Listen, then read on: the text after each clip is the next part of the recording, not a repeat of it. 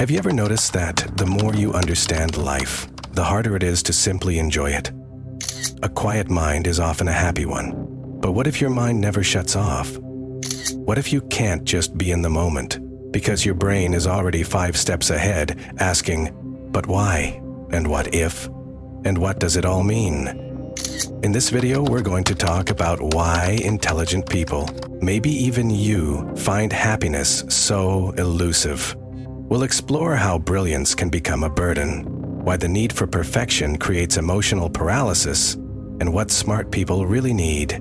Not another answer, but something far more human. Because maybe it's not about knowing more, maybe it's about feeling more. Intelligence, a double-edged sword. The same brain that solves problems also creates them. High intelligence is a gift, but like all powerful tools, it cuts both ways. With deep insight comes the ability to analyze situations from every possible angle. But that same ability to understand complexity often leads to overanalysis, second-guessing, and mental exhaustion. Smart people tend to ask why about everything, especially their own emotions. Why do I feel this way? Why can't I be happier? What's missing? The very process that helps them solve problems in work or school becomes the reason they can't rest. But here's the twist. Happiness doesn't live in the realm of complexity. It's found in the now, in presence.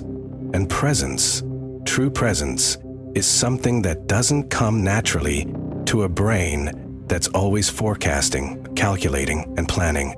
Intelligence makes it easier to anticipate what might go wrong, but it also makes it harder to simply accept what's going right. It's a mind that's constantly sprinting in a world that rewards stillness. The trap of perfectionism. They see everything that could go wrong, so they hesitate to begin. Smart people don't just think, they pre-think. They run simulations in their heads of every possible outcome before they act.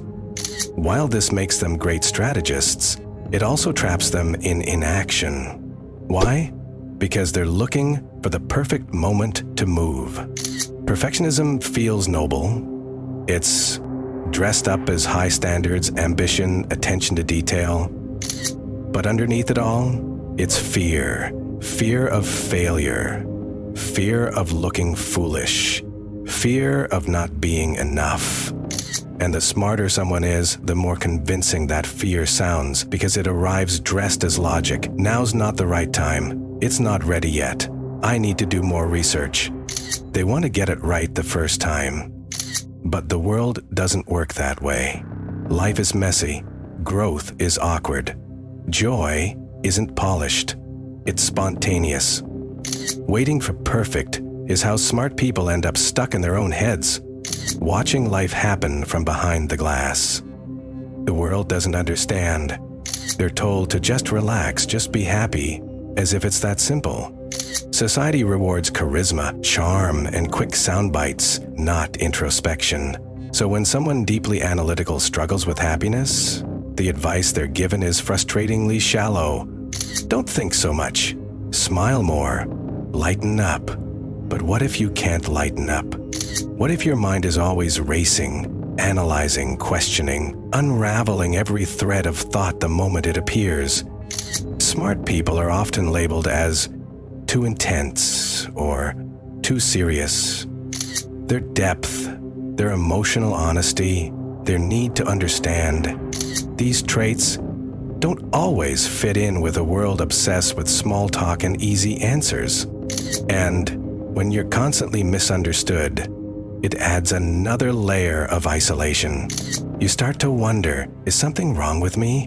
Why can't I be like everyone else? But there's nothing wrong with you. The truth is, you're trying to live in a world that rarely speaks your language. You think in paragraphs, while most people speak in slogans. The challenge isn't your intelligence. It's learning how to stay soft in a world that doesn't understand the weight of a mind that never turns off. What's really missing? Smart people think they can outthink sadness, but emotions don't respond to logic. It's one of the most common traps for intelligent people trying to analyze their way out of emotional pain. They believe if they can just understand their sadness, trace it back to its origin, dissect its patterns, find its root cause, they can solve it like a puzzle. But sadness is not a problem to be solved. It's a signal, a feeling, a message from a part of us that doesn't speak in logic, it speaks in longing. Insight is valuable, but it's not the antidote to emptiness. You can have all the awareness in the world and still feel alone, still feel like something's missing. That something isn't another breakthrough or another book. It's connection. It's being seen. It's presence. Yours and someone else's. Many smart people become emotionally isolated not because they don't care, but because they believe they have to fix themselves before they can be loved. They bury their emotions under layers of explanations. But you can't outthink loneliness. You can't strategize your way into joy. You have to feel your way there. Real healing doesn't come from understanding your sadness. It comes from allowing someone to sit with you in it without trying to fix you.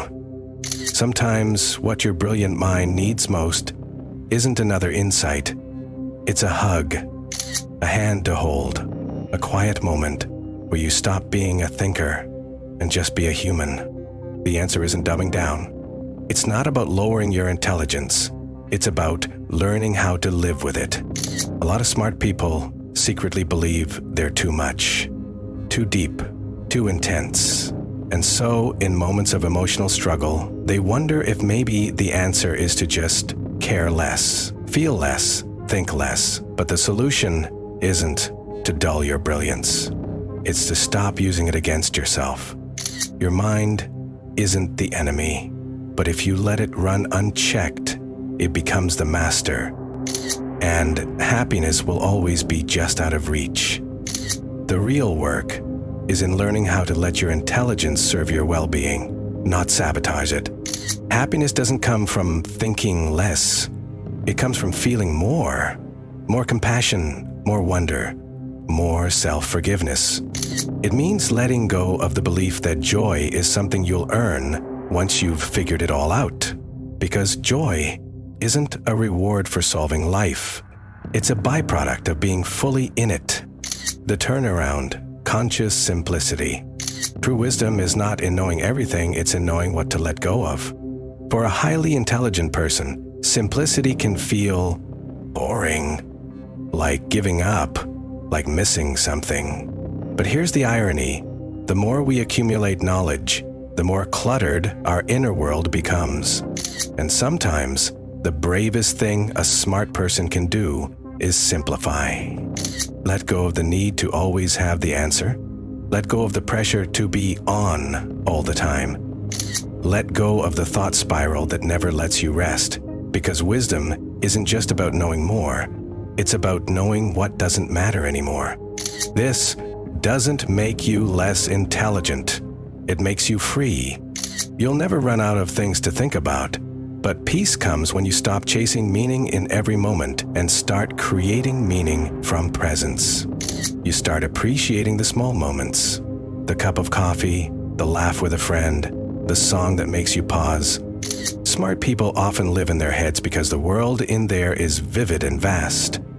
But happiness waits outside, in the real world, in the now, in the imperfect, messy, glorious present. Joy isn't in the perfect solution, it's in the imperfect moment you finally let yourself enjoy. You're not broken, you're just trying to live in a world that rarely speaks your language. If you've ever felt out of place, not because you're wrong, but because you're deep, this is your reminder. You're not too much, you're not too complicated, you're just wired differently. But maybe it's time to stop shrinking to fit into a world that doesn't understand you. Maybe it's time to stop waiting for the world to make space and start creating it. You have a brilliant mind, but more than that, you have a heart capable of lighting it up. So here's the challenge. Live with your mind fully engaged, but let your heart lead. Be wildly intelligent and deeply joyful, because maybe what the world needs most is someone like you to show us how it's done. Someone who teaches us a new language, where brilliance and lightness don't fight each other, they dance.